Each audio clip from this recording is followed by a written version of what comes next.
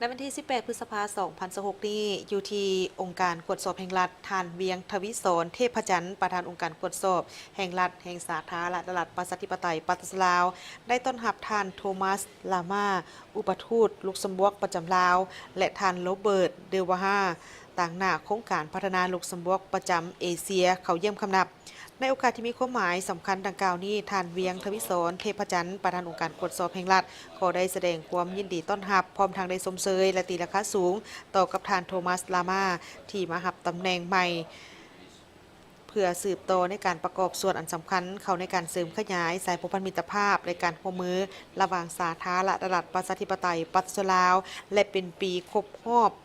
สถาปนาสายผูกพันทางการทูตครบรอบ 76 ปี นับตั้งแต่วันที่25 กันยายนของปี1997 ถึง25 กันยายน 2026 ให้ได้รับการพัฒนาและแน่นแฟ้นยิ่งขึ้น ก็คือการร่วมมือระหว่างรัฐบาลแห่งสาธารณรัฐประชาธิปไตยปากีสถานลาวและโครงการพัฒนาลุกเซมเบิร์กและองค์การกวดสอบแห่งรัฐและโครงการสร้างโครงการเสริมสร้างรัฐแห่งกฎหมายการพบปะกันในครั้งนี้ท่านประธานองค์การกวดสอบแห่งรัฐก็ได้เสนอท่านอุปทูตแห่งลุกเซมเบิร์กประจำลาวเกี่ยวกับการสืบต่อในการให้การสนับสนุนในโครงเขตการพัฒนาการเป็น